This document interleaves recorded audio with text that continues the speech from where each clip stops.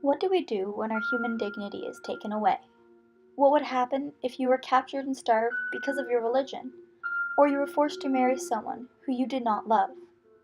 Similar circumstances happen in Sarah's Key by Tatiana de Rosnay and A Midsummer's Night's Dream by William Shakespeare. Why is our human dignity taken away? As it says in Galatians 3:28, there is neither Jew nor Greek, there is neither bond nor free, there is neither male nor female, for ye are all one in Christ Jesus. Everybody is the same, and we are all children of God, but many people forget that. There is no excuse for taking someone's human dignity, and the main characters in each of these stories prove this. The Starzinskis' concierge for their apartment said this line. Before this night, she had treated this family with respect and kindness, but as soon as the police came knocking on their door to take them away, she treated them like they were nothing, almost as if they were no longer human. She took their religion as an offense, and she pretended they were meat. She said their names with disgust and did not look them in the eye. She had no right to do this. Nobody did. The Jewish families kept to the Valdiv were treated terribly. The few bathrooms they had soon overflowed and stopped working, so they were forced to go to the bathroom on the walls and anywhere else. It reeked, they were barely given food or water, and many people died. This man confronted a policeman, and he knows that they are being treated like dogs, but he just turns away. He does nothing. He doesn't help these poor people, even though they are innocent. An innocent child is sick and dying. But these cops cannot overlook that she's a Jew. They take her away, probably to her death, all because her family raised her in a specific religion. She was innocent. She had done nothing. She was just trying to survive. And they took her away from this nice family who just wanted to help, to make her better. They took away her life for no reason. After years of trying, then losing hope, Juliet is finally pregnant. She was excited for this, and she thought her husband would be too. But he's trying to force her into an abortion. He's made an ultimatum between him and the baby, but she's already fallen in love with this kid. This child is hers, and she can't give it up.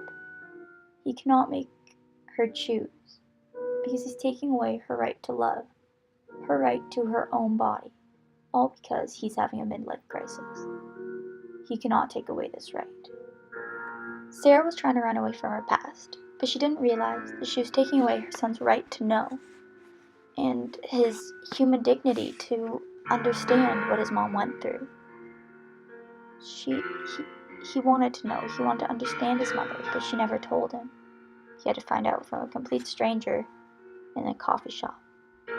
This was not right, and she should have told him, so he would have been more prepared for a situation like this, so he would know who his mother really is. Arranged marriages were very prominent during this era, but Hermia did not want to marry Demetrius. It was her right. She had fallen in love with Lysander, and Lysander loved her. Just because her father wanted her to marry a man does not mean she had to do it. It is her right to spend her life with whoever she wants. So she does this. She fights back, and she gets to live happily with her true love. Oberon and Robin were influencing lives. They were changing who people loved and what they did with their life. This was taking away someone's dignity and the right to choose. They were trying to help, but like a wave, it just came crashing down. And they had to fix it. And by fixing it, they still changed people's lives. Maybe for the better, but maybe for the worse. Oberon and Robin were making people love who they did not truly love, over power of nectar from a flower. This was not true love. It's a fantasy for these characters. But they were changing these people's lives, and they were not asking them. They were trying to help, but it was really not the right thing to do. They were taking away their human dignity because they couldn't do anything for themselves. By putting the nectar on the queen's eyes, she was no longer loving who she wanted to. This was for a business deal. Oberon wanted a boy for his army, so he made her love a beast. This was not okay. This is taking away her human dignity, making her do something she does not want to do, forcing her to love someone that she really does not love. It was a terrible thing to do. These characters are no longer seeing clearly. After Oberon put the nectar in their eyes, they're all confused, loving people they should not be loving, and doing things they should not be doing if they weren't under the spell. They should have had their choice. They should have been able to do what they want, instead of Oberon changing how they feel and ultimately creating this conflict. He should not have stepped in. It was not his place. And now people are getting hurt, where two people who actually love each other are fighting because they're confused. Human dignity is a very serious topic, and taking it away is very drastic. These characters have gone through unnecessary circumstances for no reason. They are forced to love people they do not love. They are forced to do things like have an abortion or get married, even though that's not what they want to do. And they are captured and taken away from their families for no reason other than religion.